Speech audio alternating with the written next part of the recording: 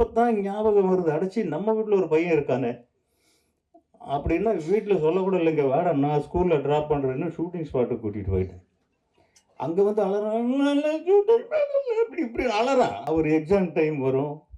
2 மாசம் ஹாலிடேல முடிக்கிறேன்னு ஆரம்பிச்சு ப்ராமிஸ் பண்ணி வீட்ல எல்லாரும் எகெயின்ஸ்ட். அவங்க தனுஷ் வந்ததுக்கு செல்வா தான் காரணம். செல்வா தான் காரணம். அவங்க அப்பா தான் காரணம். தனுஷ் சிக்ஸ் பேக்லாம் வச்சிருக்காரு. அப்படின்னா ஒரு தடவ இது இந்த பொல்லாதவன். பொல்லாதவன் ஷூட்டிங்கில வந்து கெய்டி தியேட்டர்ல எங்கேயோ நடக்குதுனாக்க போனோம். ஷூட்டிங் பார்க்க போலாம் அப்படின்ட்டு.